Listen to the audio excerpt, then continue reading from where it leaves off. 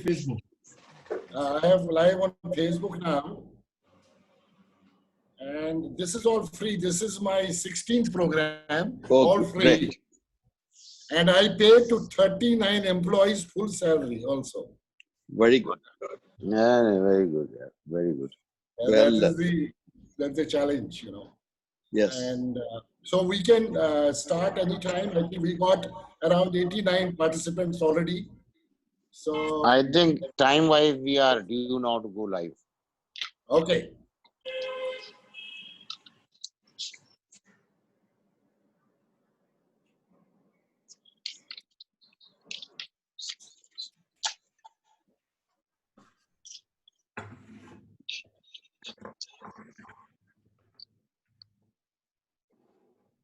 Yeah, good afternoon. Namaste. Salam alaikum. Sat Sri Akal. And Savadikap. Savadikap is the way we do Namaste. We do it in Thailand. Ladies and gentlemen, we are on a very important subject. HR challenges to sustainable business growth post-COVID-19. I am delighted to present you an esteemed panel of HR and business leaders of our country who are available with us on this wonderful digital space. I have the honor of introducing them, though in brief, they are very well-known people. In order to utilize time for real deliberation, and in any case, they have impacted organizations where they have worked or working for, and they have certainly impacted fraternity at large. Let me start with Mr. Rajeev Dubey from Mahindra and Mahindra, a well-known human resource business professional of the country who has done more than 3 decades of HR business work in the various organizations and presently in Mahindra and Mahindra, followed by well-known P. Dwarakanath, who has seen multiple mergers, GSK. So he has been a great man staying with one brand lifelong, almost lifelong. Great personality of human resource in our country, followed by Mr. Siddiqui, again a well-known name in the country and especially on the automotive sector, presently with Maruti Suzuki. Mr. Suresh Tripathi, another great human being and a professional who has been with right now with Tata Steel and earlier with SRF, comes back around for the public sector. And young, bright, dynamic Mr. Pankaj Bansal from People Strong. I am personally grateful to all top 5 HR leaders to be with us and graciously welcome them on behalf of Global Talent Company, which is spread in Asia and North America. My guru, my mentor, my friend, Padma Shri, Dr. Pritam Singh, who is also the patron of Global Talent, got unwell, and we all certainly miss his presence this afternoon. We wish him speedy recovery. He is certainly much better this afternoon. That is the news I have. Ladies and gentlemen, I profoundly welcome all the attendees. I was going through the list wherein I am expecting this list to cross in next few minutes around 200, 220. I could see there are business owners. There are a large number of HR and business leaders from sales, marketing, So there are all segments from almost all the sectors of the industry, be it automotive industry, telecom, consumer durable, FMCG, FMCD, IT, insurance, banking, and other service industries. I am grateful to each one of you to have registered and to be part of this mega event of global talent. COVID-19 caught all of us worldwide with a sudden attack, irrespective of caste, creed, gender, nationality, and religion, or even color. COVID could really bounce an ordinary man on the street or in a village, or a housewife, or a working professional, or a politician, or a businessman of any level. So there's surely going to be most, and which is most toughest war of business going forward, as losing business and losing jobs is already happening. There are a lot of messages across. In this present scenario, people first or business first was being discussed a lot. Therefore, our subject of today, HR challenges towards sustainable business growth post-COVID, is really vital to discuss. The role of HR would surely and certainly change, which is changing in any case last 10 years. What we were doing 20 years back, we don't do it now. What we were doing before COVID, we may not do it post-COVID.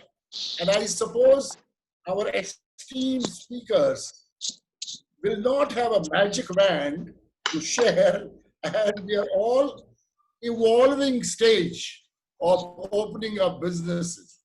However, with tremendous experience of these great speakers, professionals, they could probably visualize some of the areas which could need specific attention to reboot and revitalize businesses, and wherein HR would probably be more proactive, more business oriented, more business focused in order to take control of productivity, quality, delivery of the products and services, to keep ever-changing customers' expectations in mind.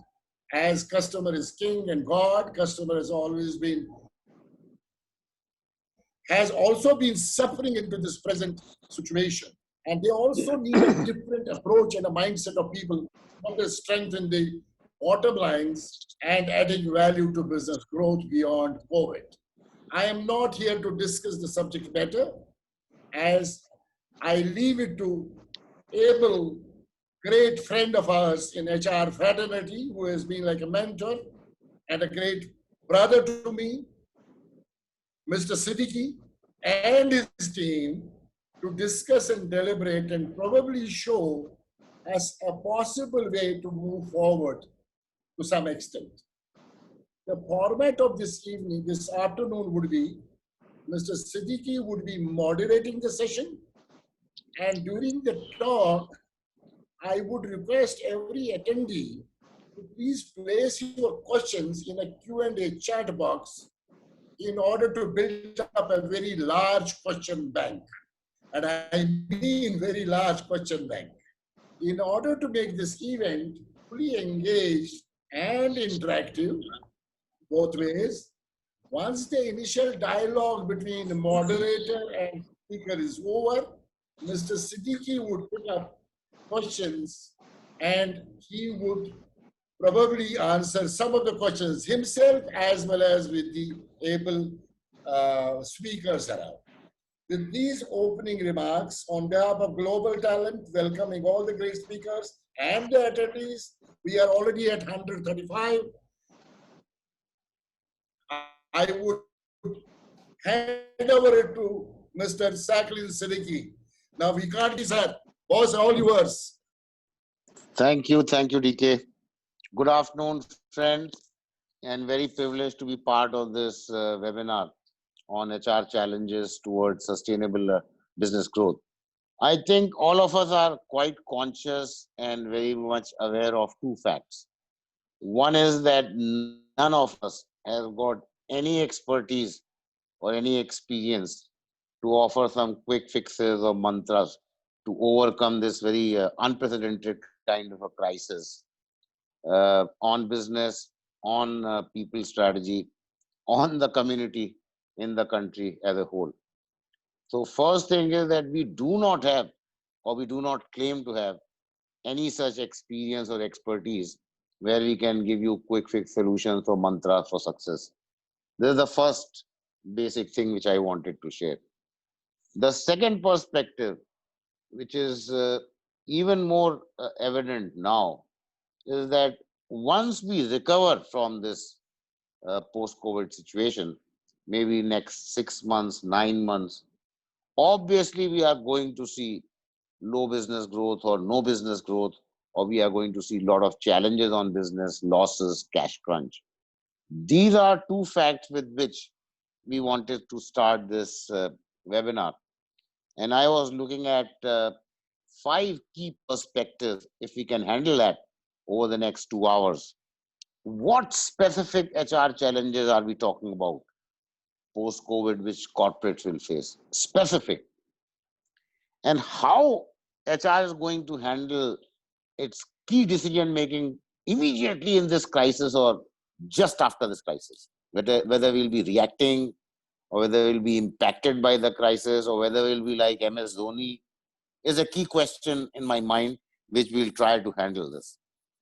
How HR can engage and motivate the workforce when there is fear, when there is uncertainty, when there is anxiety, and there is a huge business tumble as well. Uncertainty is also not only people aspirations, but business is also facing big losses. How HR can contribute to EBITDA or to operating margin, operating profits? That's the key question. And I think I read one of the questions from Bimal Rath that just in one liner give this answer that what HR used to say to the CEO before COVID and what HR will tell the CEO after COVID. I think before COVID, it was good morning. Now, after COVID, it will not be good morning or handshake. It will be namaskar. Folded hands, namaskar. 6 feet distance. Perhaps we are also looking at this big question of how HR can reinforce and recreate the new DNA of leadership to handle adversity, to handle complexity, crisis, because we have never been trained to handle adversity, crisis, and ambiguity. I think mostly when we look at business sectors, there have been some little bump here and there, but otherwise, generally, we have grown well. And therefore, when we are suddenly getting into this, territory which is rather alien territory, where everything is being challenged, everything is creating a scare, then this adversity trait of leaders will come into very big focus. Also, perhaps when I look at this entire experience of past 65 days, between 21st, 22nd of March till now, one thing is very clear is that the business loss over this lockdown period has been huge. And you must have read for Maruti in the first week of May that Maruti had zero sales in April. That was hugely reported in media. Obviously, we had no car sales in April. So it was a very natural kind of a news. But just understand that there was no revenue if there were no sales. And we sell 150,000, 160,000 a month. So it's a huge loss. And perhaps the kind of loss which we are yet to assess. Also, perhaps we are looking at maybe in some business sectors, this kind of business tumble is going to lead to cash crunch also, like aviation, for example. Other perspective, which is also when we look at MSMEs, smaller companies, medium companies, fundraising, including repayment of earlier loans, is a huge challenge. At the moment, they may not be really talking of HR challenge, but they are looking at survival. They are looking at somewhere road to recovery, but with additional interest cost, salaries for April and May, other overhead fixed costs, it's a big, big, big business challenge in front of them. When we look at us say for example, Maruti, restart, reboot, challenge after this long lockdown, 50 days or so, and this increased focus on employee health and safety, this fear and uncertainty bug, and then social distancing guidelines. I think we are going to face a lot of tough circus before we get to anywhere close to normal operations, maybe 3 months.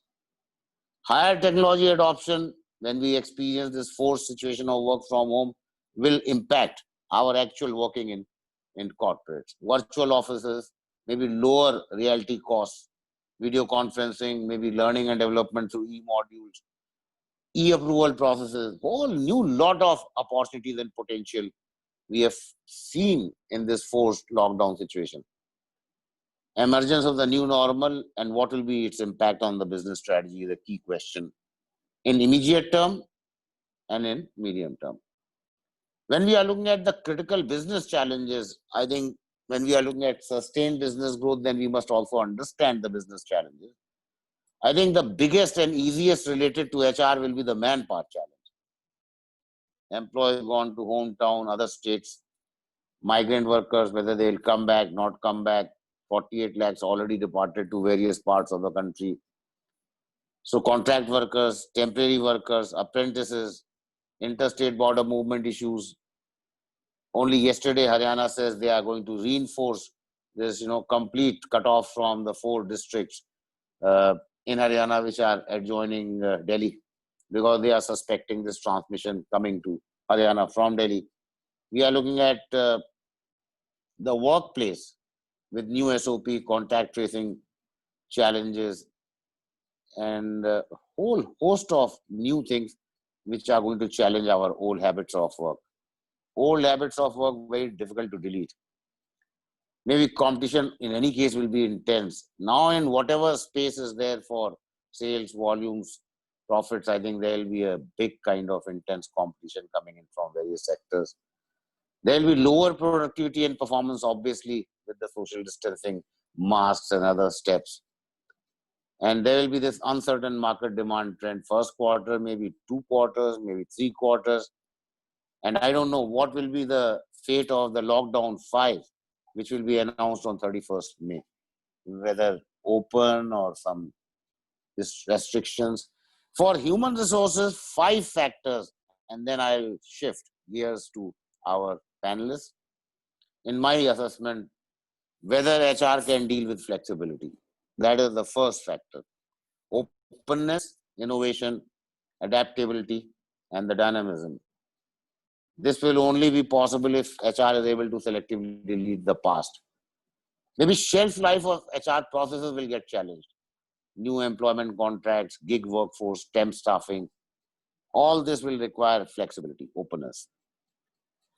Second is emerging HR transition. HR role will change, whether it will be able to realign with the new normal. For example, performance assessment will be based on output and not hours. Maybe the kind of L&D will be focusing on reskilling, upskilling, and multi-skilling. Obviously, higher tech adoption will be one very definite trend which HR is experiencing, but I think post-COVID, because of HR speed, responsiveness, and reach, maybe measurement, there will be this higher intake of maybe the kind of artificial intelligence, machine learning, bots. One big change which I will see in HR, fourth in my thinking, is that now HR will have to look at understanding business very well.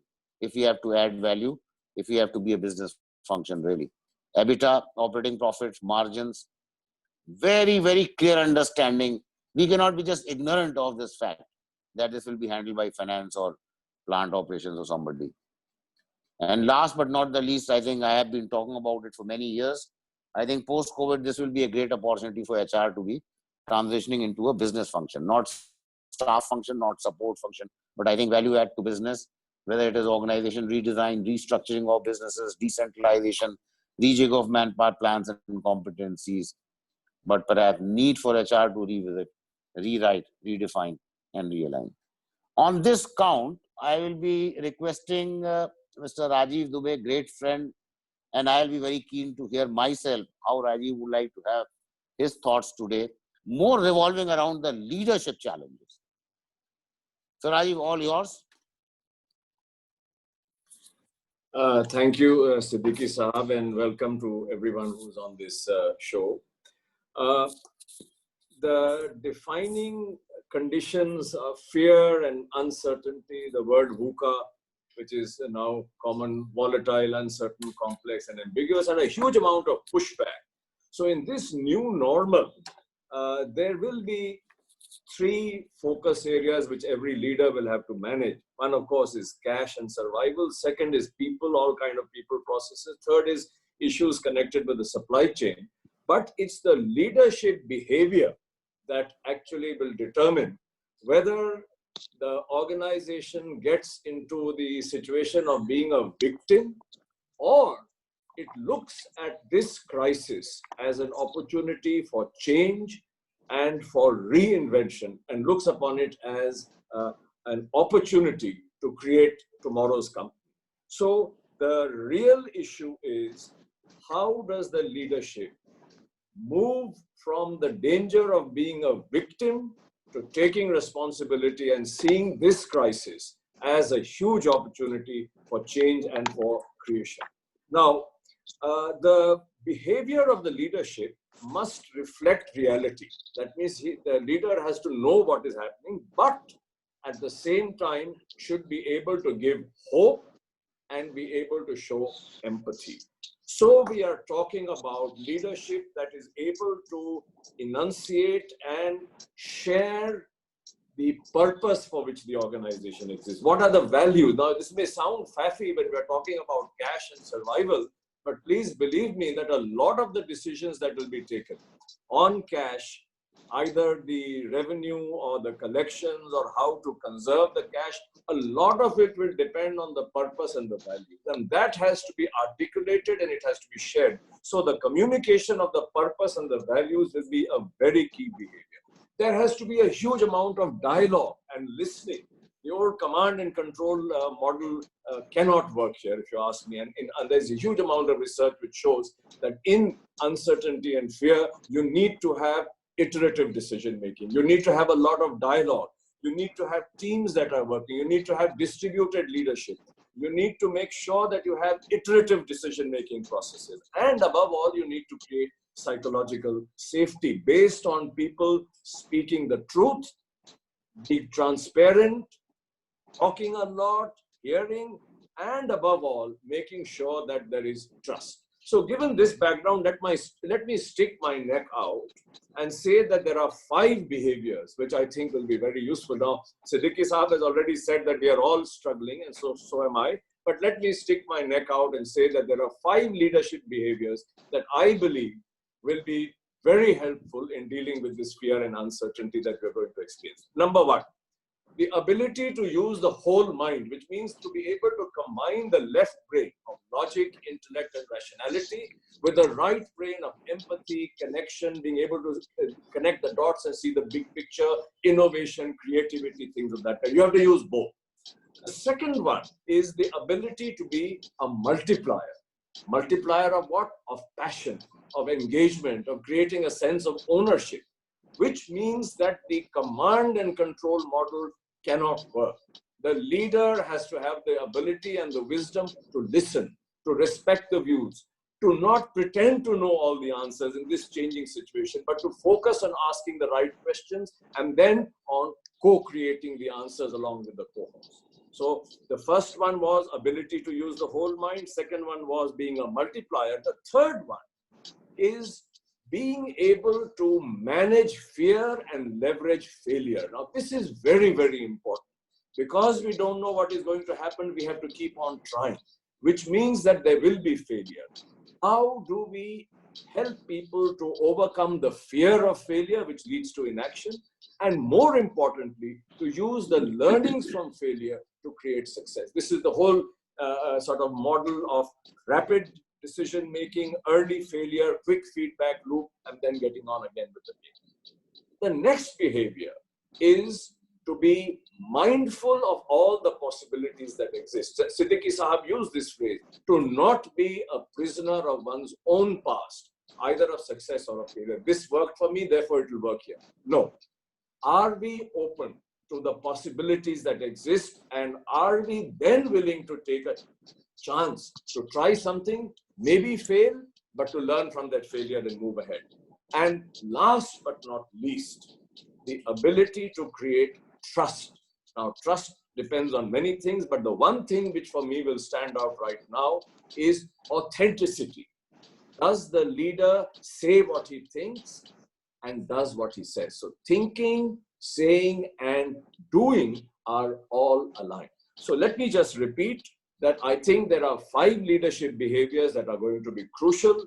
The first one is the ability to use the whole mind, combining left brain and right brain.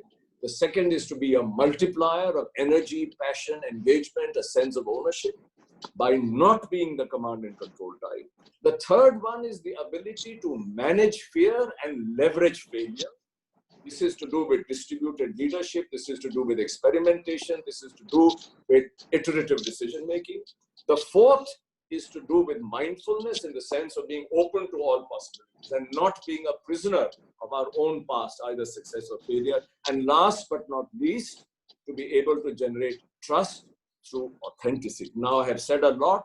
I would only like to reiterate that this all comes from being firmly rooted in purpose and in values, in being rooted to action, in being rooted to being practical, and in being committed to working with teams and with distributed leadership. I would like to end, I think I've neared my time limit, by asking 2 questions which leaders need to ask themselves and ask everybody else. If not now, when will you step up? And if not you, then who will step up? This is about taking responsibility. This is about moving from being a victim to taking charge and seeing this crisis, this challenge as an opportunity. Thank you very much, Siddiqui Sahab. Great, Rajeev bhai. Really, really excellent kind of thoughts you have shared. And I think very inspiring also, very clear kind of examples you have used.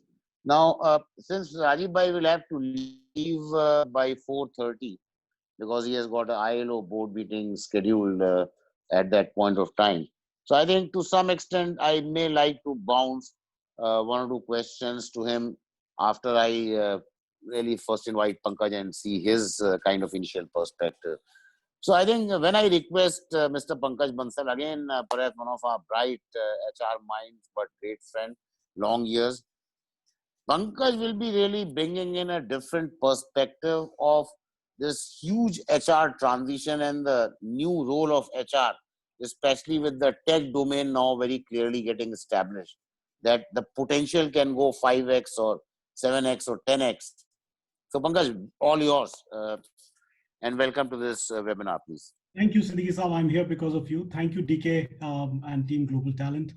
Rajeev, it was wonderful listening to you. So friends, over next 4 to 5 minutes that I'm going to share what Siddiqui Sahab asked is actually not my original content. It's actually, I'm echoing my conversations in the last 2 months over 300 CHROs. Many of the webinars, my colleagues, my senior colleagues who are talking, I'm a colleague, Kamakshi and Rajat had put together them in 4 buckets so that it's easy to recollect. That's why I put up all the learnings that I've had, the conversations with my CHRO friends in 4 buckets. So I'm going to echo, that's what you should remember. The first bucket is very unique because so far I heard governments talking about it. We heard Obamacare in US and even Modi talking about Ayushman Bharat and many things. But first time I saw corporations taking such a major lead in well-being of an employee. The new role of HR leaders that I spoke to, most of them said, we are responsible for well-being managers. So that's the first thing I heard and very unique. So far, health was a good thing to have in HR portfolio, but now most of the CHROs and leaders are saying it is the most critical thing that we have to take care and give that comfort to our employees. So well-being manager is the first change of role that I'm witnessing. And when I say change of role, when I speak to people, they say, I'm busy thinking about this. I'm trying to find solutions for this. So that's the kind of language they used. So I think this is first transformation that I see where well-being manager will become key role of HR. That's my part one. Part two is first time I'm saying HR is discussing less about performance and more about productivity. So suddenly I saw a shift where people said, okay, 9 blocker is fine, postmortem of performance is fine, but what we are going to focus on units of productivity. Siddiqui Saab, you said there was zero production, zero sales in Maruti. But people are talking about every unit of production. People are talking of tasks accomplished now. So this language is a productivity language. It's not a performance management language. So it's a massive shift where HR becomes the well-being manager, HR becomes the product advisor to the CEO and to the CXO. That's the second shift I see. Third shift that I see is HR always talked about compensation, talked about workforce planning, but now HR in last 2 to 3 months, the amount of workforce modeling every HR leader has done is unprecedented. The number of sheets for compensation being prepared, different cuts, what all people can become or go on consulting roles, what people can become gig, what can we turn and remove our some of the layers and make them squads. A very large corporation CXO spoke to me, very large, and he said, I have 120 vice presidents and I'm trying to figure out the role they are doing because the role of a manager is under question. Senior leadership is fine, mid layer is fine, front layer is fine. People are questioning that just the bump that you have above middle manager and below the senior leadership. So the question is, people are saying, can we create squads and work? So that's the role of a workforce modeler. Can HR become workforce modeler? So from a well-being manager to a productivity advisor to a workforce modeler. These three clear buckets that I saw emerge in the conversation of mine and my senior colleagues. Fourth and last bucket is a bit obvious one, but a little changed. When we say people enabler, we did this earlier also. HR was always people enabler. But I was talking to another friend of mine, CHRO based out of Gujarat, and he said, Pankaj, you know what? There is a double click problem. I said, explain me what's the double click. He said, okay, we made a policy, you can come to office in a rostered fashion. He said, somebody called and said, I have cough and cold, can I come to office? Now, can you imagine? It sounds so silly, so small, but imagine this thing being discussed. If he gets 10 such calls in a day because no one else can take a call. These are serious matters. It can become a compliance issue. So he's saying for a double click, it's a challenge everywhere that I foresee. That's the thing that he talked about. And then we were talking about the technology, that how technology will go live. Use of technology in this fourth rule. And that part is like, can I have geofencing? Can I know where people are? So that became more important than ever before. And finally, people are saying through technology, can I track my presence, can I track my productivity? So this is a new side of people enabler that has come up. So I will say these four roles: well-being manager, the productivity advisor, the workforce modeler, and the people enabler. These four roles I see transforming human resources with a focus on digital. And Bimal, your question, if you can hear me well, Bimal asked Siddiqui Saab a question that, what will the HR people go and say to their CEO after COVID? So my answer is, Bimal, if I were them, I will just say, I will build a culture and system through which we'll be able to pay for outcomes, not just for intention. I will pay for outcome, not just for intentions, without compromising on employee privacy, employee rights, or employee fairness. So this is the balance that HR will focus on, is my answer, Bimal, if you can hear me. So thank you very much, Siddiqui Saab, and back over to you. I finished in 5 minutes. Thank you, Pankaj. Great.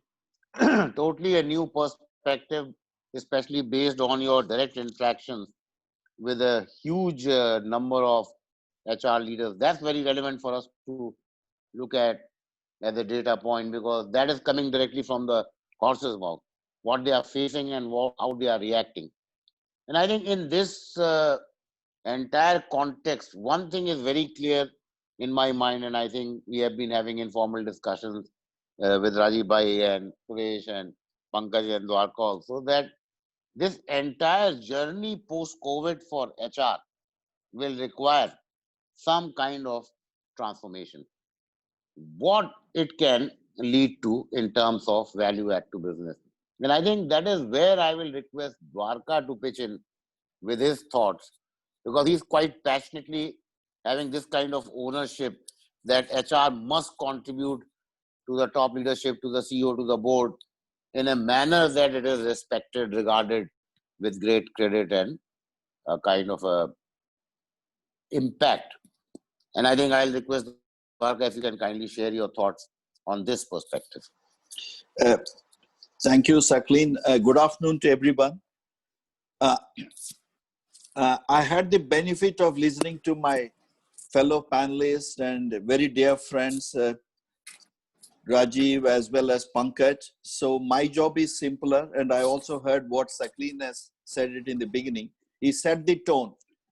I have few perspectives. I said, talking as a HR professional in one organization, spending associated for 40 years, I think fundamentally the organization should believe and the culture of the organization should embed it with it, as what has been said by Rajeev at the beginning, the purpose. The purpose of, say, as a GSK, our global quest is to improve quality of life. I think it's not a mere statement. It should be supported by what actions you do. There are many instances. I don't want to get into it. But one of the value principles of GSK was everyone committed, everyone contributing. I think, that makes quite relevant to the current context. I would like to repeat that everyone committed and everyone contributing. I think my predecessors and the panelists have said it well in a different way. I think we need to respect every individual, and every individual, if you're given the right and equal opportunities, can deliver it. I think Sakleen in the beginning itself has said it well, that HR should think beyond the numbers, beyond the performance management systems, what Pankaj was alluding, something much bigger, what we call, what GSK has taught us, outside in view perspective. I think that is more relevant in today's. It is not just what is happening within your organization and within your ecosystem, but what is happening outside, which has got a major impact. I think HR was somewhat in many organizations was cocooned, was only focusing on the internal, but I think is important, we need to say it. Here I want to quote an acronym at the cost of repetition if I said it in any other forum, which in GSK has taught us quite a lot, the acronym called PREST. You have many factors which come into play at different parts. HR, along with other business leaders, should be aware of it. P stands for political, R stands for regulatory, E stands for economic situation or ecology, S stands for social, T stands for technology. I think the focus was more on the technology. When Pankaj was telling me 9 years back, boss, technology plays a key role. It is not only in HR, but in business. I was not 100% convinced at that time the technology can play an important role. Technology has proved it. We are using the technology as an enabler, which is driving it. But as a HR, when you're talking about any organization, we never given any importance to an unorganized labor, which is 90% of it, out of which the SMEs, MSCs, which counts about 25 crores of people in this company. And perhaps I want to be a little bit self-critical about myself. We were not clear about what is the Interstate Migration Labor Act says, or the welfare of the SMEs social security systems are. This is where we are getting into it today. There's an awakening call through COVID to all of us to alert. I think it is true. If you ask me today, sitting as a HR professional, the competencies of HR have changed considerably. It is more agility, adaptability, and transformation change, which I call the adaptability comes in, and what you go through a syndrome called SARA. This COVID has given a big shake-up to all of us. We woke up from a deep slumber, especially some of the HR professionals. Oh my God, so much is happening. We are not aware of it. It's a shock, surprise, and anger. Now we are getting into RH. How do you help, accept, and help? This is where we are. We have gone through this. Now we are still going through it. Once we return to somewhat new normal, not to the next normal, how do we adopt it? This is where now we are talking about, as somebody said it earlier, we were never talking about the value chain. I was just imagining an organization where a lot of milk comes in, wheat flour and barley malt comes in.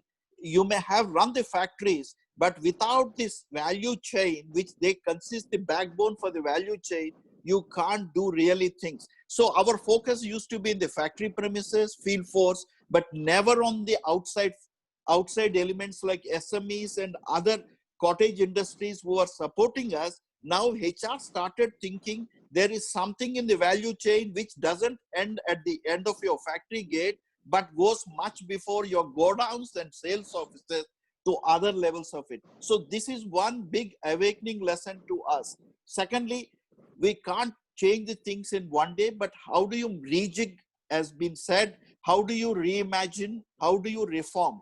This is where I think HR can play a very important role. Suppose we are very good. One thing we need to create credit to Indians based on my own experiences, when initially people used to be sent to only to a very, very undeveloped countries to work it, we could manage all this because we are very good in managing uncertainties in a VUCA world. Indians are very good at. So there is a great opportunity for us now to recast, rejig our style of thinking and the leadership approach. Now we have started accepting remote working. There are many challenges in remote working, especially for many of the youngsters or the young mothers and the other gender, but still, you know, we have to adopt it and make it happen. But we started realizing. The point I would like to make here is, Sakrin Bhai, is this empowerment, which we were not giving. We are able to do it today because we have no choices but to give that empowerment. So it happened by virtue of this emergent situation, but that should become the order of the day. Second one, I want to give a very straight example from FMCG sector. Earlier, we believe unless you visit the markets, unless you meet the wholesalers or your stakeholders, you will never be able to get the sales as you require. I am not saying that is not important, but today's world, for last 2.5 months, we are able to generate sales by virtue of adopting to this digital, technological, or through a remote working, and still things are going on. So it makes you think everything what we were doing earlier may not be exactly the thing which are going to do it. We need to adapt to it, but in order to adapt, it is important you need to communicate to not only to your employees, but to your key stakeholders who may be part of your value chain.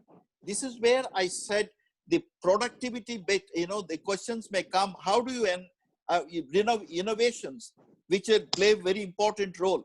For example, if you want to make a bottle, I think I need to have a caps who is not done by the organization, but someone else who is going to support him. How do you help them? This is where maybe as a HR leaders, with the help of the government or other agencies, we need to develop, upgrade the skills or reskilling of the current employees to happen. And that sort of education will play a very important role. Maybe as a HR, we need to think, advocate properly with the authorities to ensure that we create funding to create this sort of emergency situations, especially for the unorganized and MSME sector, where they go from helter to skelter because the employers cannot afford to give it, which is right, but there may be laws and regulations, but how can they pay when they are not getting the money? So the liquidity issue and the migrant labor force is a challenge for many of us, which can disrupt the value chain unless you go and talk at the bottom of the pyramid.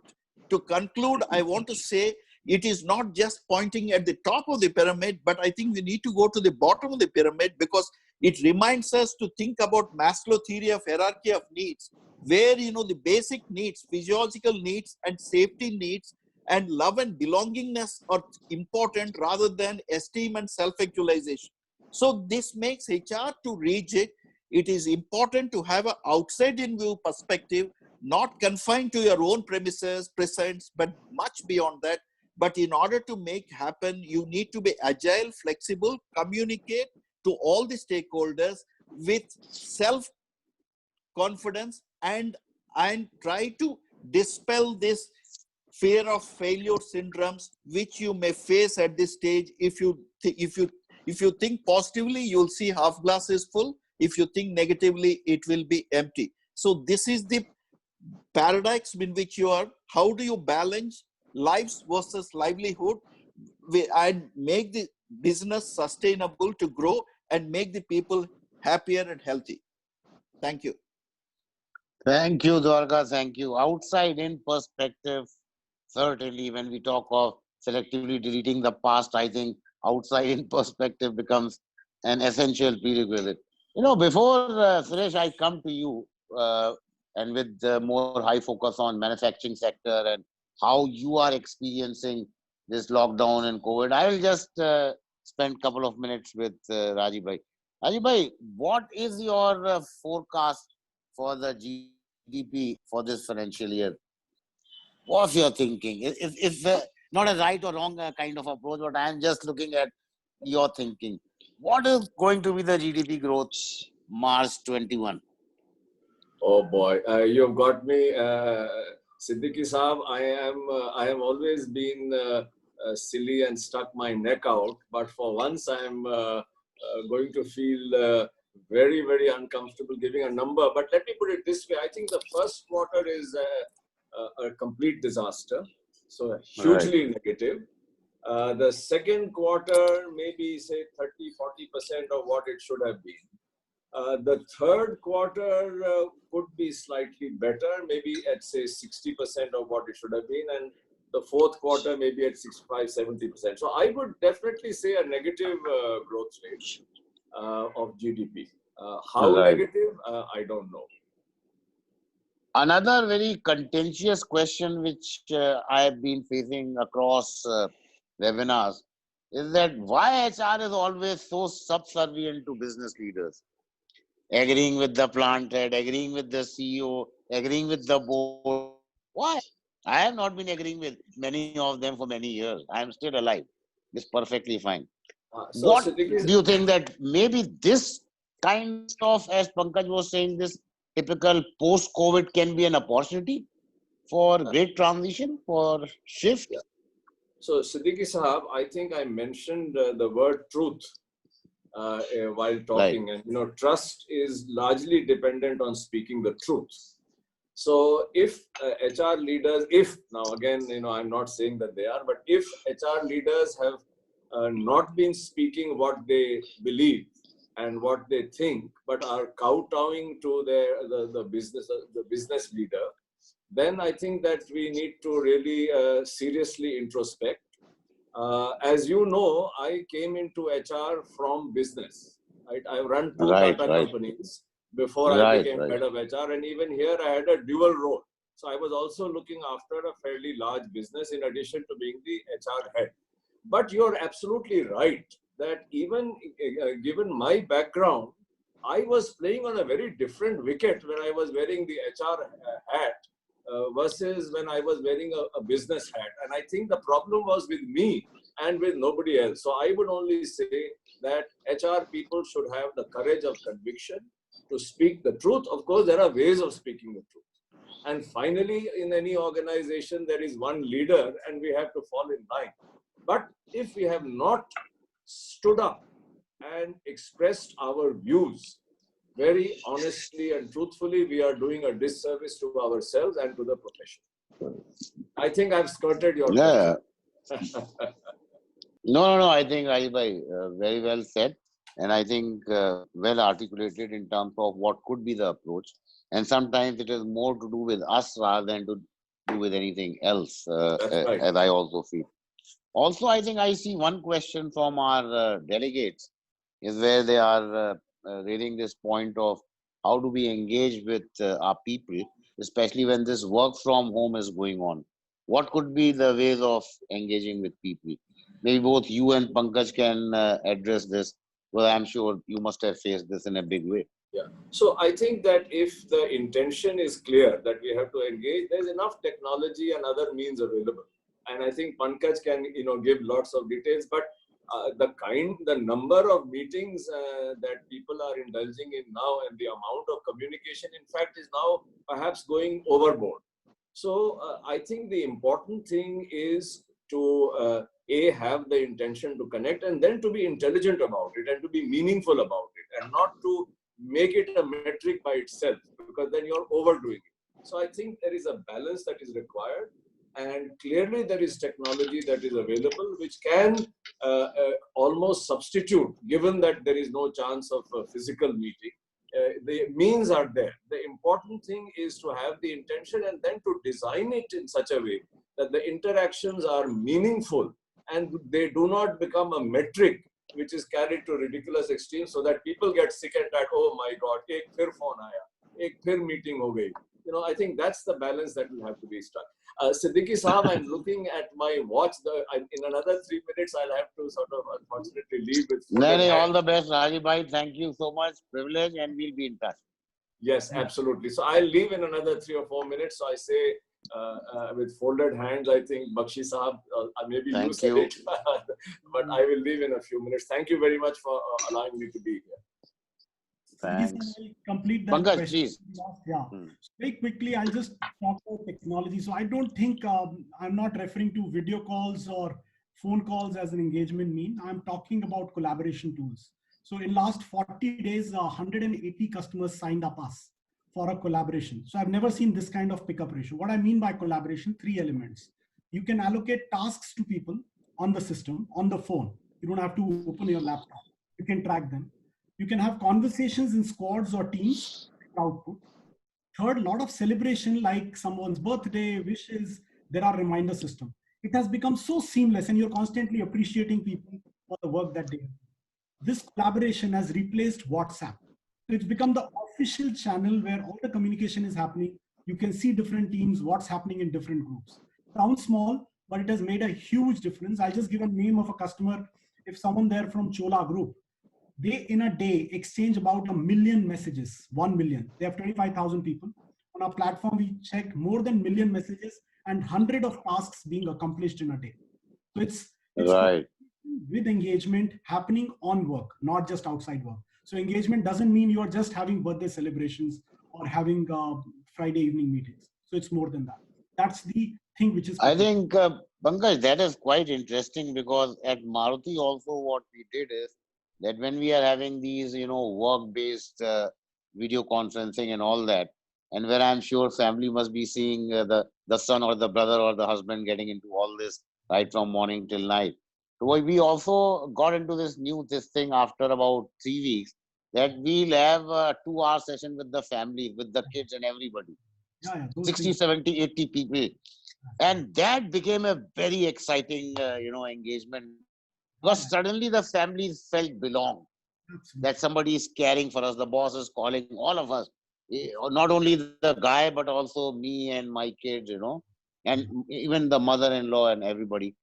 That experience was very, very exciting for engaging people in a difficult time, in a crisis time. And you will be surprised that many of them raise those innocent questions, that how do we manage ourselves in this kind of a lockdown situation? Very innocent questions. But coming from some of us, they thought that we are giving them the best advice. That, I think, was very, very exciting. So this was one of the questions. So Suresh, sorry for keeping you waiting and fretting, but I think you will be now more potentially prepared. Manufacturing sector, post-COVID or during this lockdown, and now literally going to post-COVID. What is your experience? What can work in terms of HR? And that too for such a large company like Tata Steels, a lot of old, kind of rich culture and legacy you have. And if you are looking at transformation, transition, selectively deleting the past, what has been your experience? Please, all yours. Thank you, Siddiqui Sahab, and thank you, DK. Thank you for getting me here for this panel discussion, because rather than what I say now, I think I have learned so much so far. It has been wonderful listening to all the previous speakers. Dwarka Daru is here, Rajeev has left, and I think so. It's been great listening to everyone. The experience, since I think I wouldn't get into what has already been told, I think it is good to share what we are doing and how many of these things which have been told have played out. We have started working on it. Something has happened also, and I think it's very interesting that our logo is that we also make tomorrow. And what we are talking about is now that what will tomorrow be and how it's going to be tomorrow. So the first thing then when all this started happening, I think first thing the team, right from the top, we all thought that, see, we don't have to overreact. Rather, we need to prepare ourselves for doing anything, because that is in line with what we should do and what we should, what we have been propagating, that prepare yourself for tomorrow. And I think what got enacted at that point of time was that the business is almost coming to a stop. That means the market is coming down. We are not the kind of organization which can switch off or switch on. So we need to continue to operate the plants, because our plants are such, which are continuous process plants. So we'll have to continue. People have to come to run the plant, whereas people are the one who have this fear that they should not be stepping out of the house, because that is what the whole regulation is after.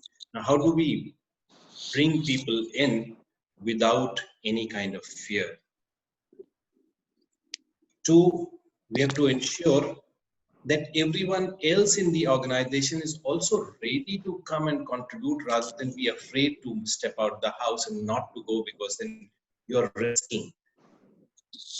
Third, if somebody is risking, will the person think that I'm risking, so I should get something more, or I should get something different because I'm risking? So this differentiation, do you think it will be, kind of the expectation of people? So all this put together, we looked at that how we taper down our plants and production, because you can't have finished goods. So we should leave it at the same ease level, and hence, while tapering down, let's look at essentiality. I think this is the word we used.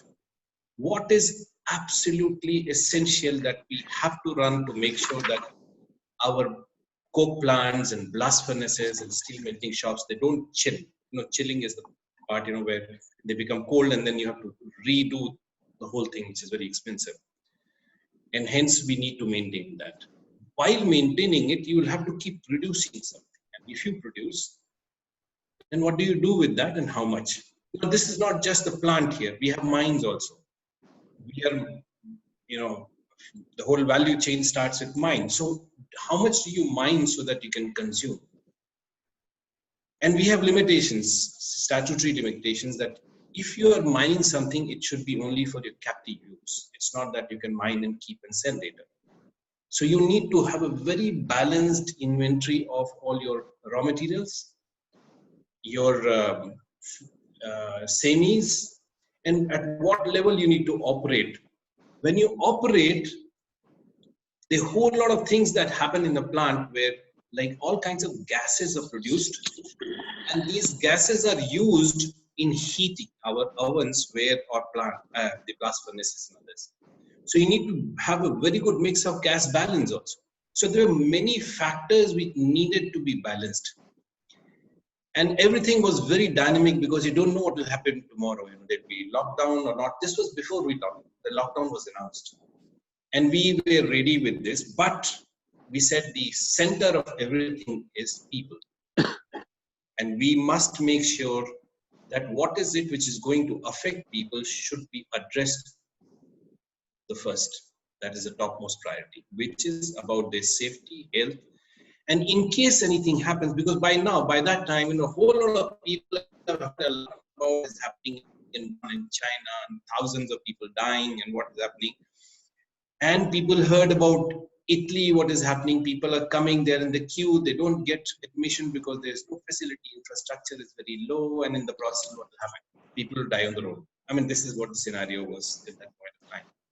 So we said that we need to make sure that every location that we have, we should have the best of medical facilities, including ventilators, which were not being talked about till that time. Very few people knew about ventilators and all. Now, of course, a lot of people know about what ventilators are and why, how they're important and what they're important for, and what different kinds of ventilators are there.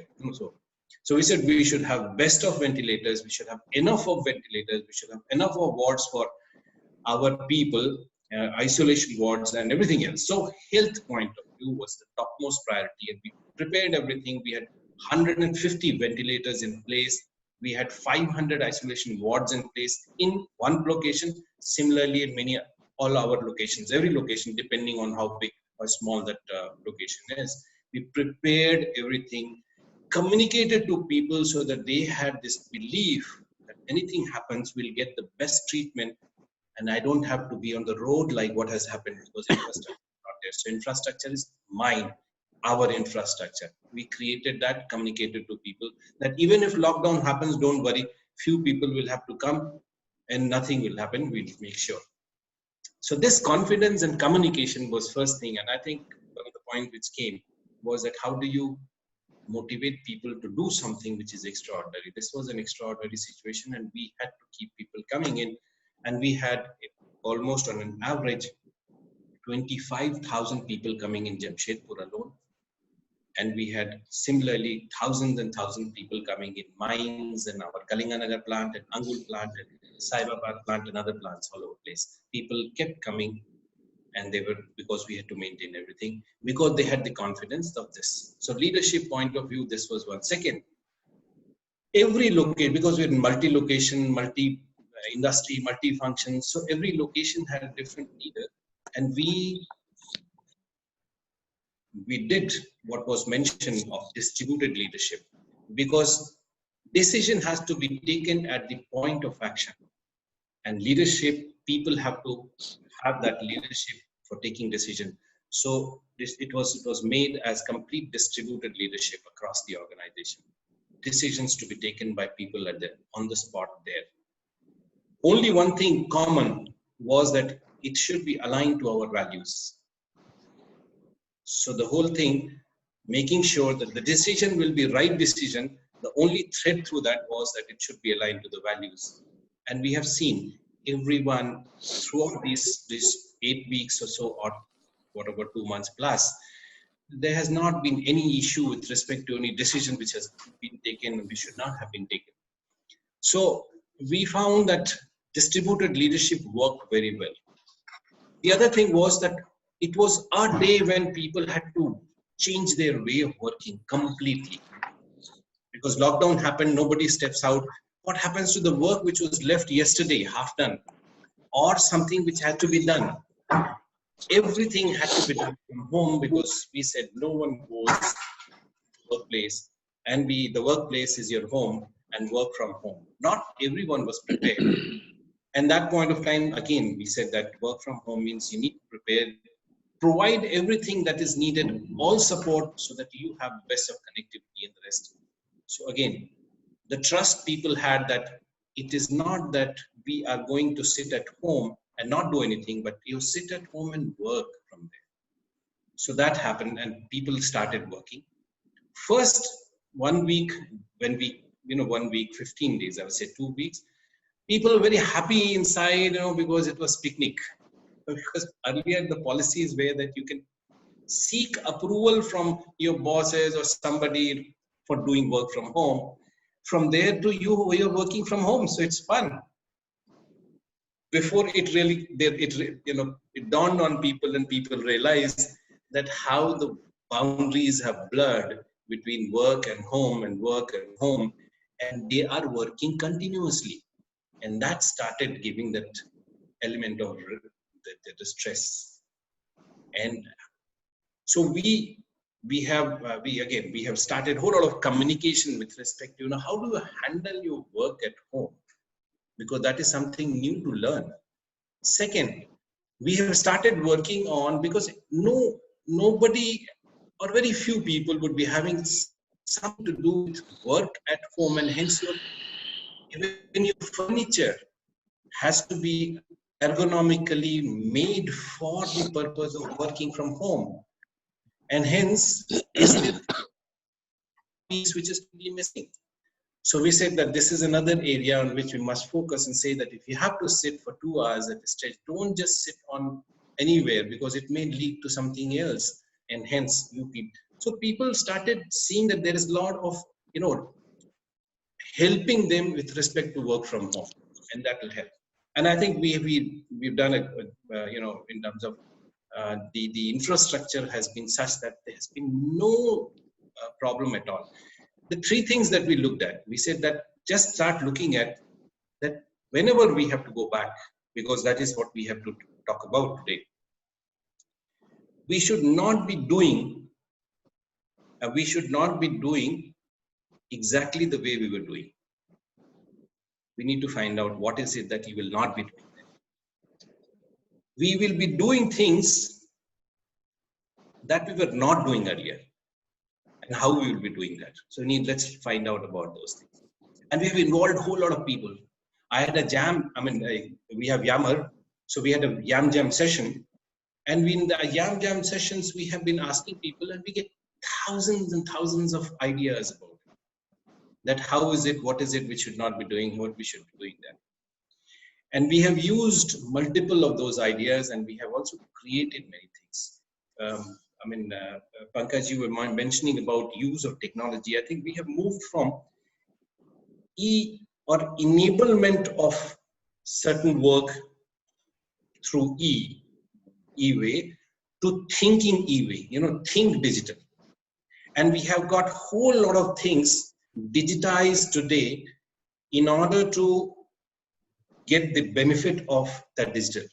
And I'll give you, we have got now complete all our locations. We can, on our phone, we can find out how many people are following social distancing, because now we can identify distance between two people anywhere in the plant, especially which are the place at what time, how many people are together, and there is an assemblage. So immediately alert goes to alert goes to a person nearby saying that there is assemblage where people have come closer together. Immediately alert them that they should move away. All this focused on creating that belief in people that we are for their welfare. We want no risk here. We have got for our, whole thing is on, we have cameras all across, and we can identify people who are the people, and we got complete, we have a dashboard which can tell which place, how many people do not have mask, and you can identify by name. We got connected workforce, what we call, where we can track each and every person, where the person has moved. We got complete tracking, completely now paperless movement of all the material that comes from outside, raw material to any other material coming inside the house, anywhere, any of our locations. And you can track the movement of that to find out why it is taking that much productivity point. People, contract workers who are working, we can track and tell how much part of, is a wasteful movement there.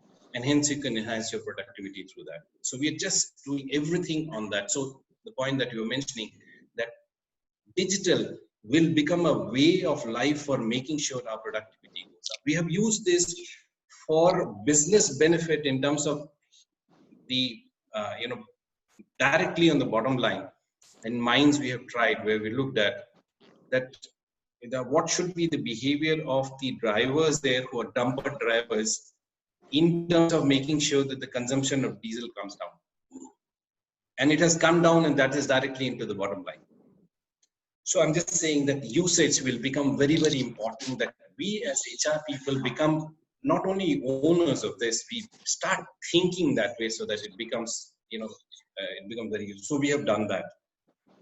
And Suresh, I'll have to come in at this point of time and shift to the questions, please. Yeah, sure. We will come back to some other detailed perspectives, and there are a lot of questions, so we have to devote time to those questions also. Sure. We are going to face lots of downsizing post-COVID due to business demands. What will be our crucial role? Dwarka, would you like to handle that? It's a very good question. I wish we have one answer for it. Again, we are going to face a lot of downsizing. You're going to a lot of furloughs and lays off. I think the whole idea is as far as possible to avoid it, but it's inevitable. Couple of things which occurs to me is, firstly, perhaps reskilling and right skilling of people is very important, Sakleen. I just want to give one example, which may be very micro, but it may be relevant what has been done in my company where I've been associated with several years. I think when we were removing all these guys who are the bearers and other things in the company, when we gone to automation and we want to have a modern offices, there were many people. What we have done was we found them, they're fairly literate, and we started them the teaching of the secretarial skills, and some of them are put in the computers. And I think in the next 2 years, when you're given that sort of a confidence, within 9 months, we got people who are qualified to do a much better job, which meets the business requirements as well as takes care of the livelihood. This is one thing we need to do as an ongoing process, reskilling and upgrade the skills or provide the multi-skilling. And secondly, in order to save some jobs, as you said earlier, there is a productivity and innovation. Can we do the same job as Suresh was saying, restrict the movements? I just want to just say the acronym without getting into details. Productivity can help you to save some jobs, and innovation also can help.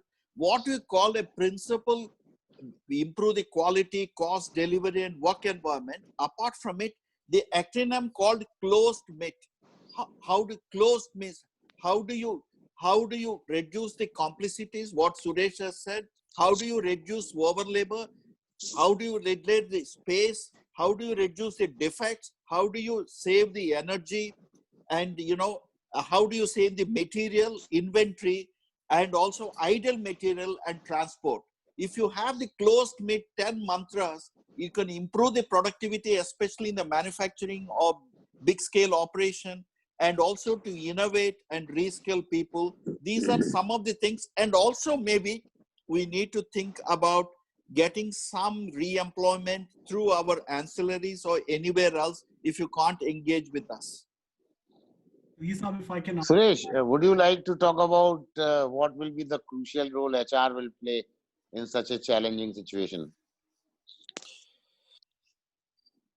Very important. I think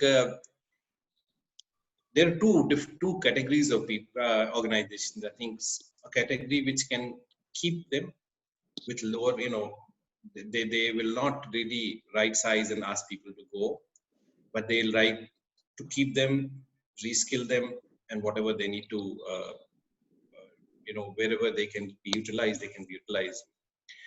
I would say that we should have dual opportunity, in the sense that when you're working in an organization and you don't have work there, can the infrastructure be provided to you to work for somebody else? So this is in the process what happens. The person doesn't move out anywhere, and it could be just a support, some kind of support could be there. And we have piloted something around that, which we are saying is white space. When you have a painting in which if you have white spaces, you can still color on that.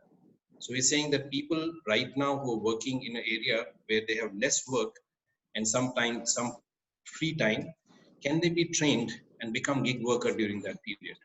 So that the infrastructure available here can be utilized and can be given to them. They can be a gig worker.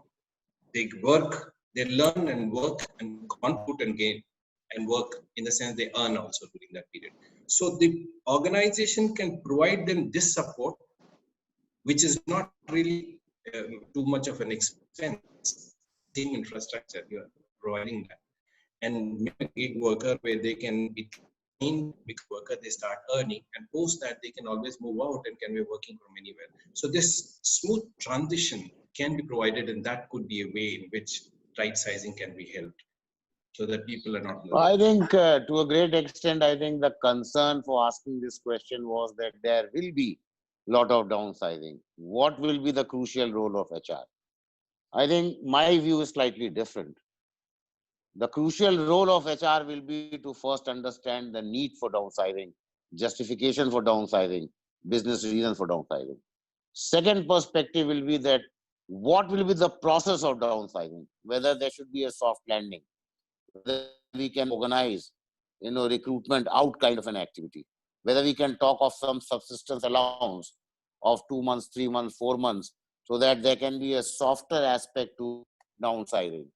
And I think somewhere HR can also look at this perspective is if you are going out in this fashion, when the business becomes normal and when we are still doing well, you will have also the kind of choice of coming back and joining the, so making it more softer, more humane.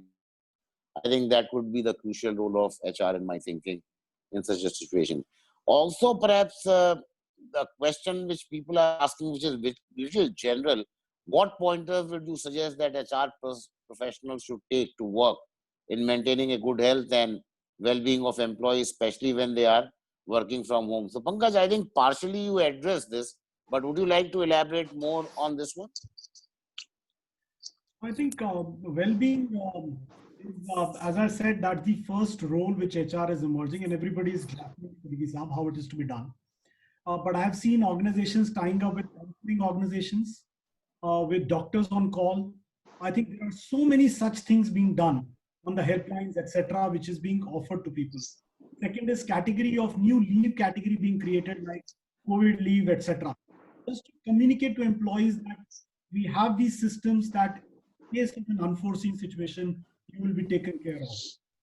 Third is what kind of medical policies people have are being relooked at in a very holistic fashion. But fourthly, people are also looking at the apps that Suresh mentioned. I really like that thought that how when somebody comes together in a guard.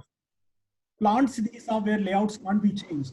People are saying, can we give the full gear to people who are in the plants that can be taken care of? But people who are at home, the helplines, the leave policies, uh, the access to material is the only thing we offer to people. I think there is another new question. I think Suresh and I will try to attempt it. What is your action plan if one worker or employee is found COVID positive? Action for that employee and others closely working with that employee. Suresh, would you like Yeah. to start? Yeah, sure. So we thought about it. We have a plan. So what we have done, we have distributed the complete workforce in pods. We call this pod style of working, where we have made pods of 10 people at the most. So we have pods and sub pods. So wherever somebody is working, they are operation people, maintenance people.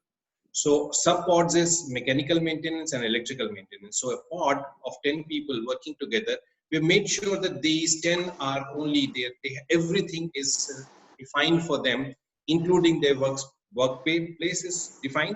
The moment one pod goes out because of the shift change, it is the responsibility of the one of board members to ensure that that place is sanitized, everything is cleaned, everything is in. Then only this pod goes out. The new set of people come, they will make sure they are there. So they're complete, including where they will sit and eat, where they will take rest, which is the restroom that they'll be using. All this is clearly demarcated, defined, so they'll be working in that. So that if we have one case, we know it is limited to this. So we are trying to reduce the risk to very small number, and then we have a hospital and everything to take care of the rest of it. So this is the way we have used. And I this think quite similar is the experience with us at Maruti, that we have divided people into groups, subgroups, zones where they can go, where they cannot go, so that we keep it limited.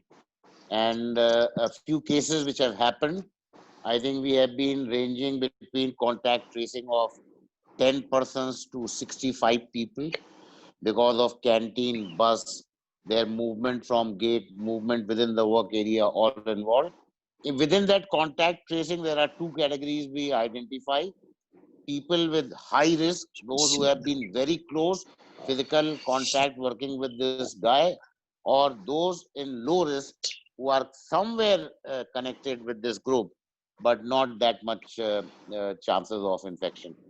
But one big change which we have introduced is that the moment something happens to an employee, his superior, general manager or whoever, becomes the parent to take care of this guy in all 360-degree perspective, every day, 3 times, contact tracing, family connect, every damn thing, so that that complete emotional support, medical support, and everything is taken care of.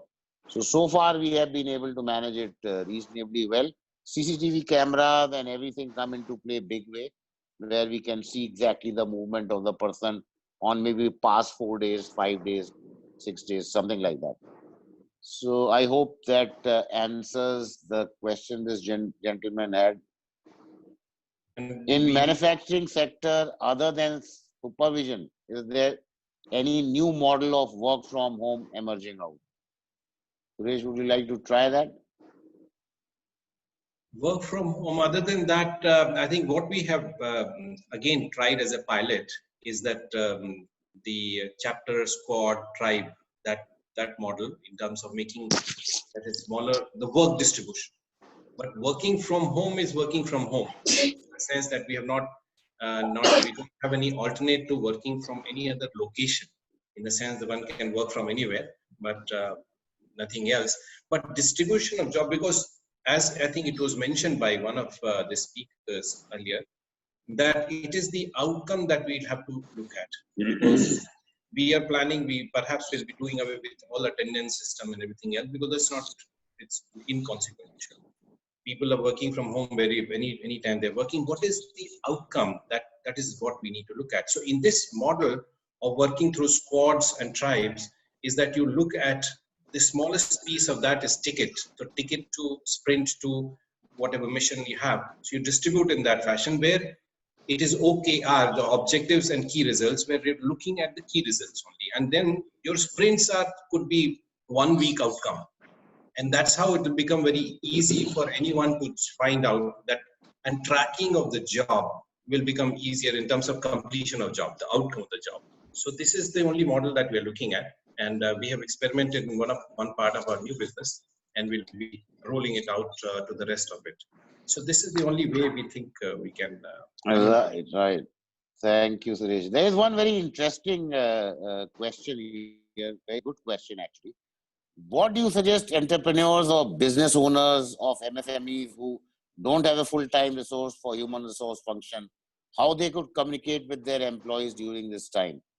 Dwarka, Pankaj, both of you may like to really handle this. Very interesting question. Okay, it's a very interesting question. This is one sector, Sakleen, we need to address as a HR professionals as well. We talk most of the time about the organized labor, major companies, be it Mahindra, Tata, GSK, Suzuki, and so on. But this MSME sector, which are actually the lifeblood of any value chain, is somehow being neglected. Straight away, the answer is that, if you're not able to engage a HR professional is 5. I think in these sectors, the business managers have to become the HR managers. It's not something, which you need to, and technically always take some help from many organizations, NGOs, others. But I think, business manager has to play HR. According to me, as you said earlier, HR has to become more business oriented. At the same time, business managers have to become more people-centric and people-oriented. If you have that confidence, I am certain, we have tried this experiment in GSK very well. It may be in a bigger company, but same principles would apply. Most of our plant HR managers running big operations, 3,000, 4,000 people, they were all from the business, from the manufacturing, and not from HR professionals. And they become the plant directors. So I think, it's a question of orientation and thinking. This is where I think HR organizations, HR bodies, DK and everyone should play an important role to make them feel this is not something which you can't achieve. You don't need to have a HR professional full-time devoted, but you have those skills, the people, the process. It's a question of tweaking your skills to meet their requirements. communicate, empathize, and make them feel inspired. Siddiqui Saab, I Pankaj, think would you like? Yeah, yeah. Dwarka Please. covered it beautifully, but I'll just say one answer that Yeah. whenever you can, please form an advisory board or a statutory board and get a senior HR professional there. I think if you can't afford full-time HR team, make a board. It's a fantastic idea. Board can guide you till you can afford this full-time people. So that's what I will say. Rest Dwarka has answered. I think to a great extent, these are very strong kind of ways by which more communication can be established with the people. But I think one perspective which I can share, because I have done a lot of work with our dealership companies at Maruti and our supplier companies on some of the HR areas in the last 10, 12 years. The CEO can have a town hall meeting once a quarter with all employees, 100 people, 200 people, not a problem. CEO can also have a random sample selection of 50 odd people, 5 each from every department, every line. CEO can also have a kind of individual one-on-one meeting, what we call coffee with HR, coffee with CEO. So there are various means by which this communication process can be initiated. And in the crisis situation, I think town hall will be very helpful. Town hall with a two-way communication process will be very helpful. As Dwarka said, Rajeev Bhai earlier said, I also emphasize, listening leadership will become very critical in this communication process. And I think to a great extent in Maruti today, with the Japanese learning from Suzuki parent company, I think we normally used to have a weekly review at the senior management, top management level. Now we have every day a 1.5 hour review. So communication is very critical. So when we communicate, then our teams get cascaded and get a lot of communication. But for a business entrepreneur, maybe a MSME owner, numbers can be hovering around 50, 100, 150, 200. I think a town hall in a crisis will greatly help. You set the direction, greatly help. If you have empathy, if you create this assurance, emphasis on health and safety, great motivation. And I think people only will help us recover back. Okay, moving on, maybe other interesting, I was just looking at some of these questions. Do you think that with the increased use of work from home, there will be a bigger gap between the white collar and the blue collar employee, leading to new employee relations landscape? Mr. Suresh Tripathi or Mr. Dwarakanath? Yeah.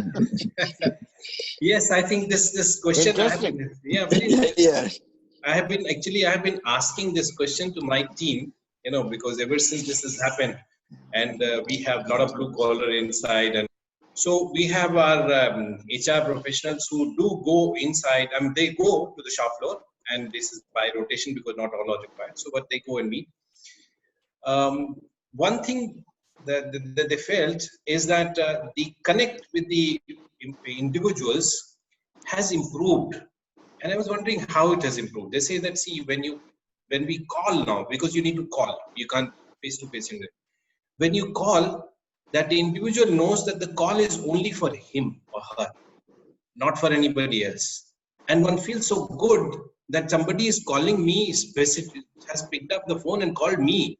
Earlier it was in the shop floor, you meet, you say hello, hi, and all that needs to happen. You meet everyone and inquire about, and somebody then you inquire about, and or you have a connect with the family, and then once in a while you go here, very often somebody here, there, they're calling and asking specifics. So that way the connect is there, and we can make sure that this kind of a connect and relationship, bonding, trust, all that can happen, because whole lot of communication goes to one person directly rather than comes from many people to this person. So that way, I think this is one good thing which has happened. That's one. Second is, of course, we have a whole lot of information which goes and gets reinforced through various means, because these days even blue collar is quite tech savvy. Everybody has, if not smartphone, they at least have a phone. So we have quite a lot of communication that goes through WhatsApp. And we have, including small 2 minutes videos and the rest, that also goes.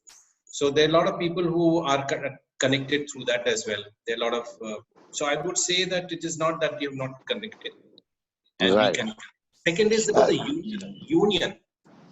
I think the union members initially felt little uncomfortable because they were used to being with people, sitting there, and a lot of people coming to them. And I am asking the president and the office bearers that what happens these days. Do you feel neglected because nobody comes to you? So they did say that yes, we do feel very uncomfortable. We're used to talking to so many people, but they have also now got into the digital platforms, and their meetings are also happening on digital. It was just Yeah. a question of initiating, helping them, nudging them a little to use. So all our union meetings are regularly happening through this, and they are themselves having their own regular meetings with them. And there are a lot of things which are happening on WhatsApp. All messages that we send them, they send it through WhatsApp. So I think the adoption of new technology or digital and that has also been absorbed by people, whether blue collar, white collar, irrespective of that. Even contract workers, a whole lot of them, they are so savvy about it. So we have, we don't find much of a disconnect. There may be a very small segment, small section which is feeling disconnected. Otherwise, no, there's no disconnect. Dwarka, anything you Yeah, would like to talk? I just add very quickly. I think Suresh has very succinctly put it. This is one of the myths we need to dispel in HR. Earlier, we said unless you meet and greet, you are not able to really have the connect. I think what Suresh has proved and which emphasized is right. It is engagement, Saklin, ultimately important. I just want to give just an example. Forget about blue, or it applicable to every employee. I think when I had 25 people in overseas on a secondment, I later realized they feel lost, but they didn't know what's happening in their home country in GSK India. So I kept a process of talking to them. At that time, there's no video call or Skype. Unfortunately, I didn't know Pankaj at that time. So I used to depend on the call. I think they came back and gave a feedback. Dwarka, your call, we used to wait. It is not that we're going to hear anything.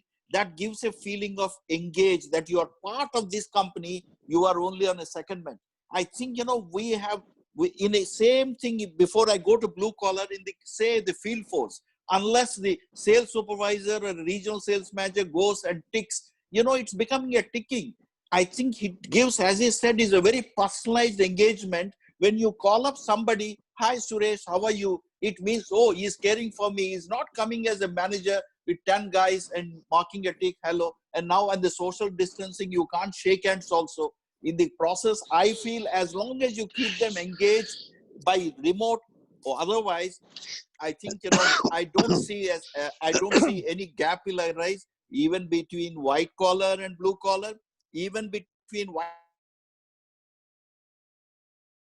collar and white collar, it has given a sort of awakening call to HR. Everything you need to organize a big conference under one roof. You can also engage and connect with them as long as you show that sort of empathy and affection and affiliation to the employees. The next one is a psychological one. So you should be prepared. How can we keep ourselves motivated, as we are always indulged in motivating other employees, but nobody takes care about HR motivation? Now tell me, this is a big one. It is the questions being asked by police people. It is questions being asked by hospitals, professionals in hospitals. So I think it is asked by military forces. So whatever Excellent. answer they give is the same answer HR should give. Excellent. Excellent. We are all Excellent. trained for these days. That's what I feel. I think, yes, I think, Saklin, one more thing has emerged clearly, whom we never considered as a hero or important person in terms of our hierarchy, in terms of job value, grading. They have become the key players. Having associated with 10 years with the healthcare, I think, it is not just the clinicians and the nurses, but even the paramedical forces and the lab assistants have become important. Similarly, when you're talking about any supply chain, the whole groceries at your place were the guys who. So I think, this has given a lot of awakening call to all of us to think very differently. that the concept which I was saying, everyone committed, everyone contributing, and we also commit and contribute. So we should get that sort of self-motivation if somebody is not motivating to you. Yeah, I think I will just add to that perspective a live example at Maruti. Before COVID, I think we were driven by the marketing phase of our company. And during this lockdown and now getting into post-COVID, it is the HR leadership which is in the forefront. So I think to a great extent, it is coming from that ownership, that passion, that commitment that company requires you. The 40,000 people in Maruti require your leadership, require your kind of walk the talk, that authenticity Rajeev talked about. So I think motivation is intrinsic kind of a process. If we can create that kick, that assignment which motivates me, I think that is the biggest source of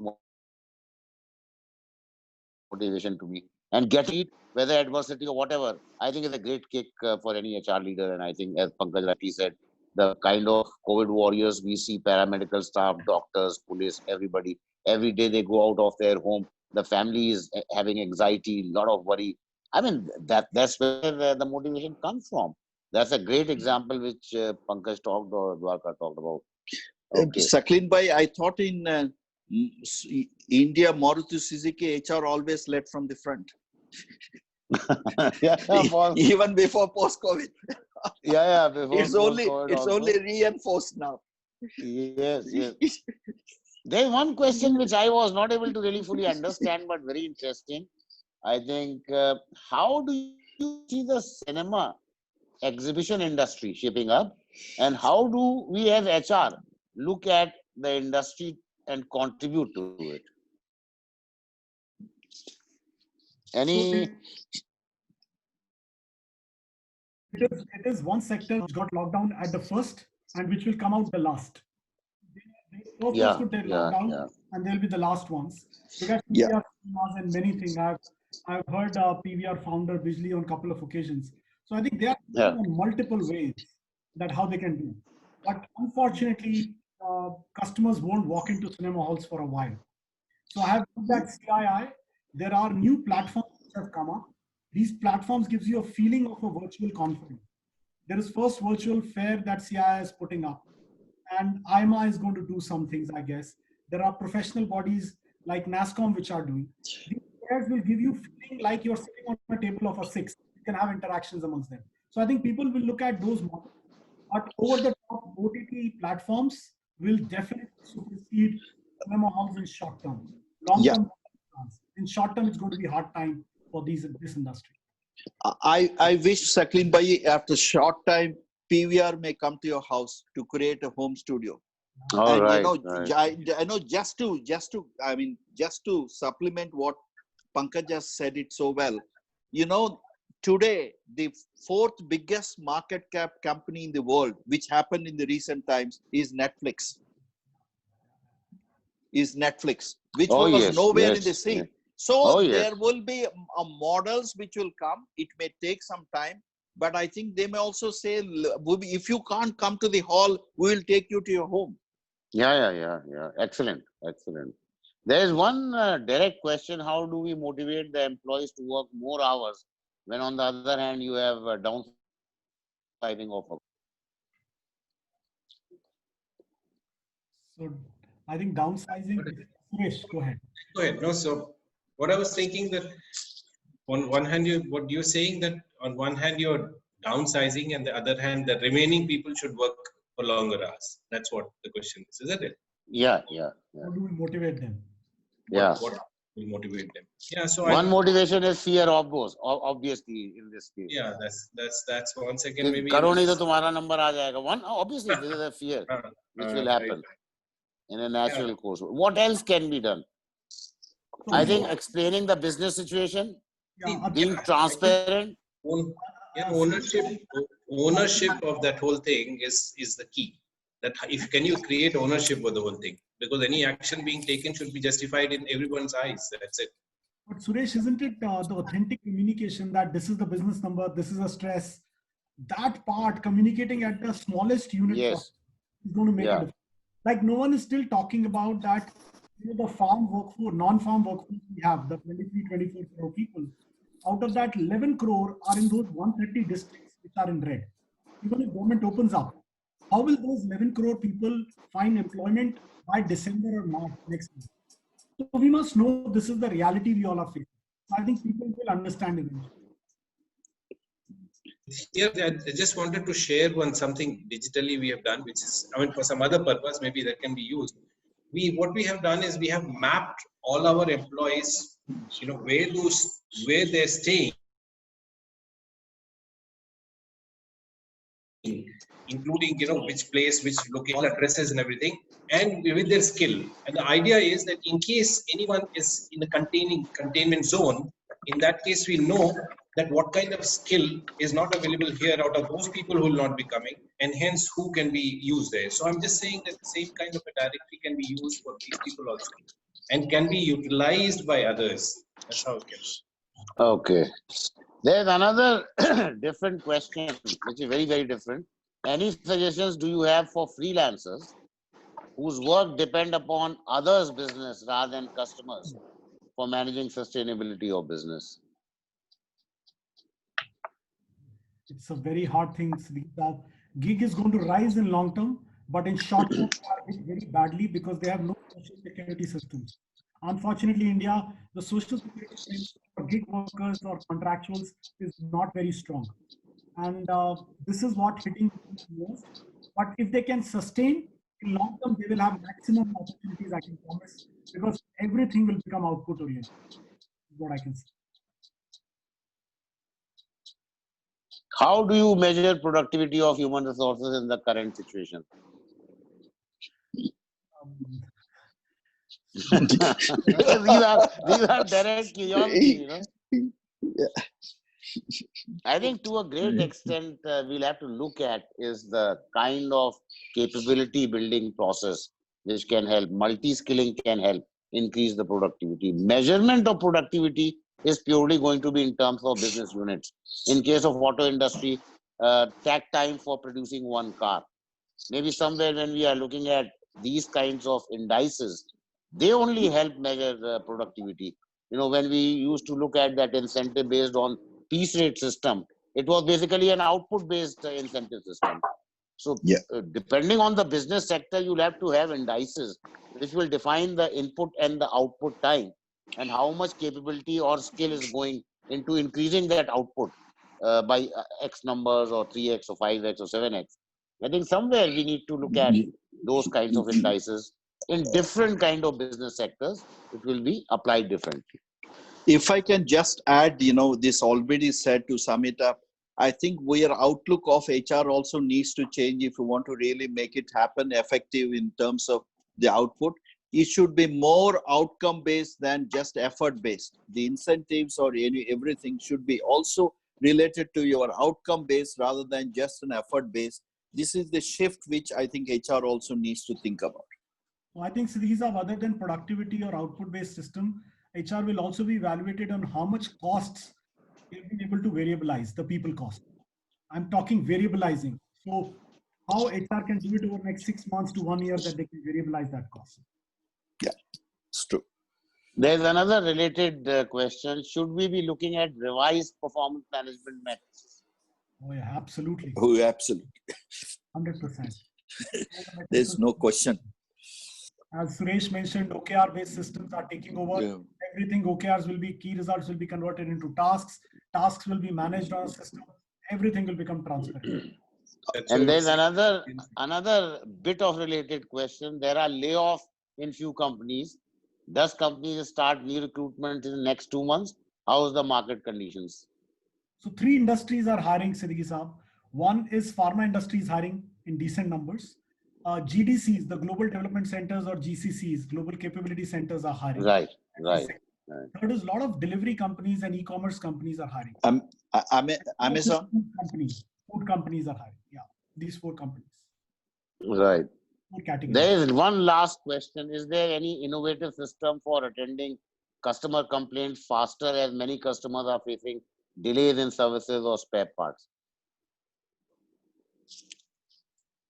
I think Suresh, you are on mute. You are saying something. No, I was saying this is all industry based. Each industry will have a different way of Correct. It's not a standard. so it can't be standard answer to that. Okay, before we round off, again the same question which I asked to Rajeev. Dwarka, what will be your estimate of the GDP growth this financial year? I think Reserve Bank governor has already predicted it. Exactly, it's going to be. We are lucky if you don't get into minus growth, but otherwise he has already predicted it that we'll be bottoming up. You know, we started with 6.7, 6.5, 6. Now, if we're lucky, we may end up with 0. Pankaj? So I think Siddiqui Saab, it's a wrong metric to look at this year. But if I have to put a number, I will say it will be 0 plus. But the right metric to look at this year will be there are 100 million people who can lose jobs on a permanent basis. Can we take care of that 100 million? GDP will come back. That's how I'll say. Right. Very good perspective. Suresh? I would say that one the positive factor in all this is that the agriculture it will be okay, good, and two, there are a lot of migrant workers who will be in the field of agriculture because they will not find anything else. So that will go up rather than down, and it has been good and good rains predicted. So it will not be minus; it will be plus, and I think it will be maybe marginal. It could be plus 0.5, plus 1. It will be plus. That's what my prediction is. I think about 40 CII people in CII North region, we had this coordination committee meeting and these, spot surveys were done. They were hovering between minus 2% to 1% in between maximum people, which was maximum was 32%. And 33% did not have an answer, as Dwarka rightly said, and Pankaj said earlier, Rajeev said. Very difficult to forecast. One-liner answers are requested for this one question which I am asking. One-liner answers. What one HR strategy you think will be very good to use in this post-COVID situation? What HR strategy? One-liner. Variabilize your cost structures and pay for outcomes. Yeah. Pay for outcomes, variable kind of view of comp and ben, right? Excellent. Suresh, anything? One-liner? I would say, the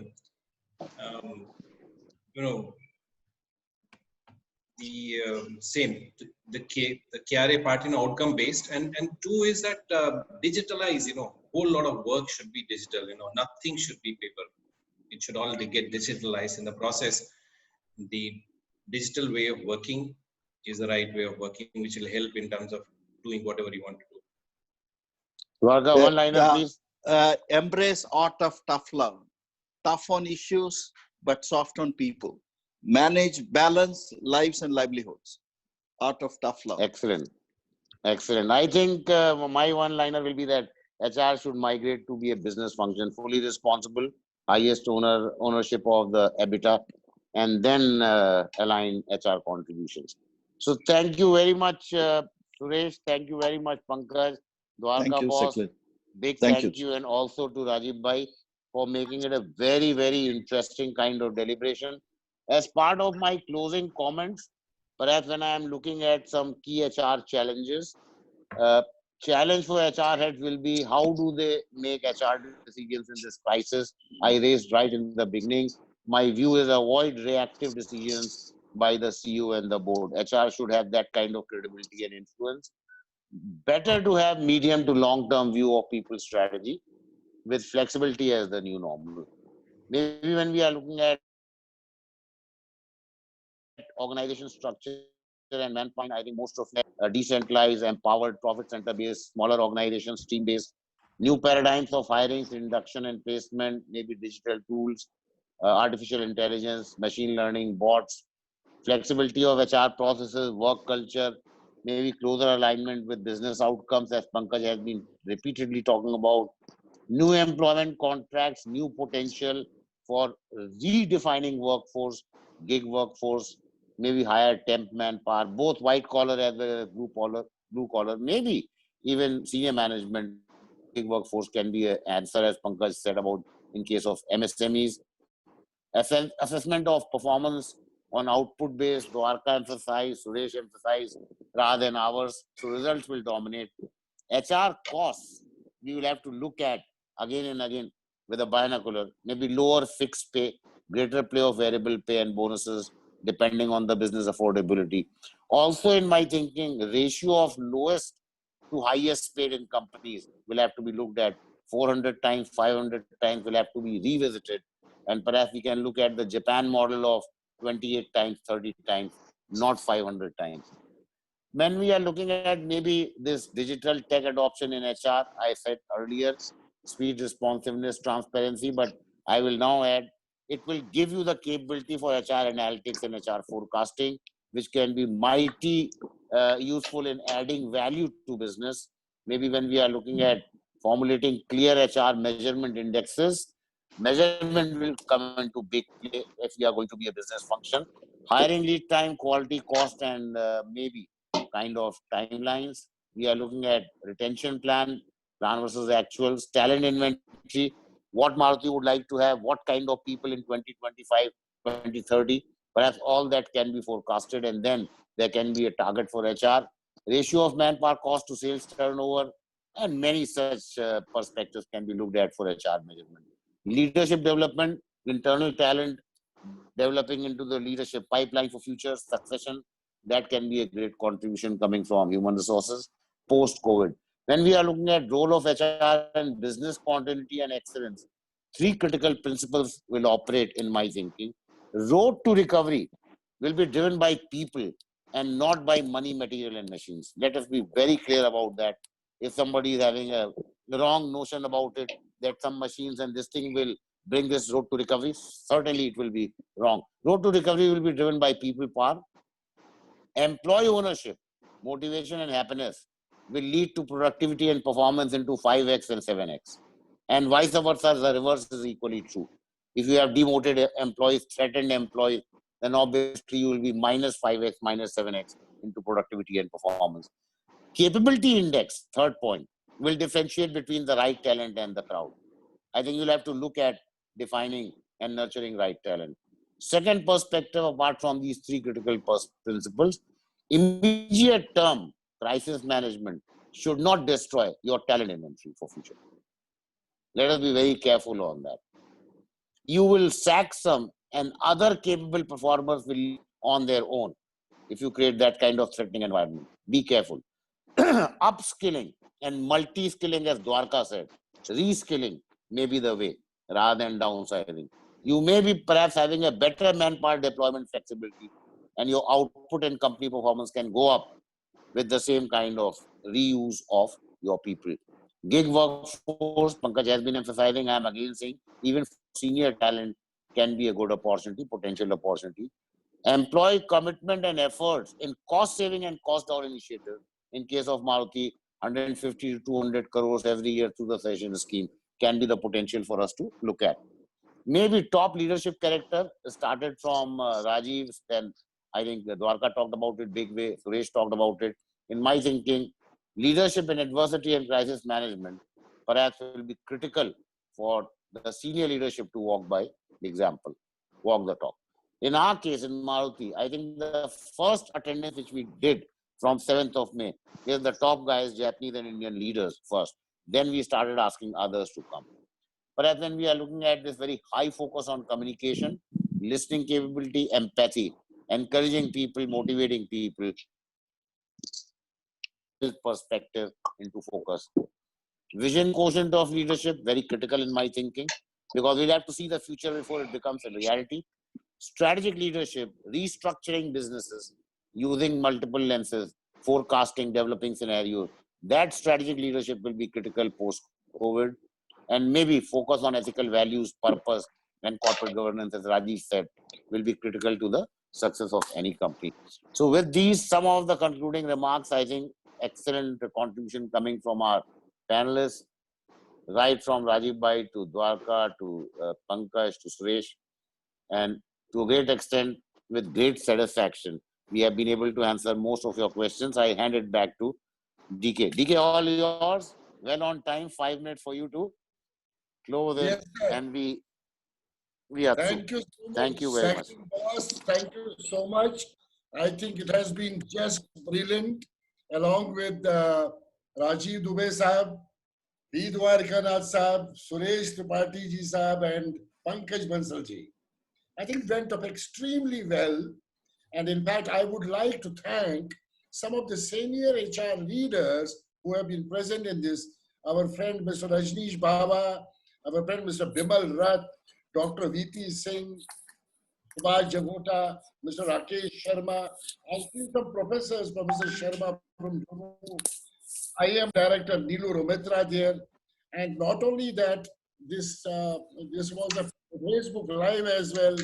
I have a lot of women power in Afghanistan, a lot of women from Afghanistan, HR leaders and business leaders and government directors were online from Afghanistan. Of course, from Thailand, there were people, Khun In, Khun Papani, Khun Satit, and many people from Thailand, and people from Ethiopia, where we work, people from Nigeria, where we do work, and there were people from Laos, Cambodia, and there were people from Sri Lanka.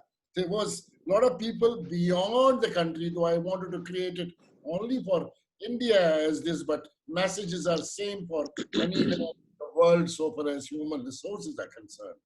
And so I am really thankful to all the attendees in addition to the names I took for being there, because without them, I think it would have not been possible. And the way our great friend, our great HR leader of the country, Mr. Siddiqui, could put questions together along with Mr. Dubey, Mr. Dwarakanath, Mr. Pankaj Bansal, Mr. Suresh Tripathi, and responding to most of the questions was something which was very beautiful and very fruitful and very meaningful. I let you on talking. So that was also another dimension. It was a big learning for me today. And in fact, going forward, I would like to just communicate before we close. We are taking a break today on 29th of May because we did already 15 webinars last 8-9 weeks. And our next webinar is on 8th of June. This is the third round of Women Power. We had the first round, 8 women leaders from 8 countries along with Dr. Kiran Bedi.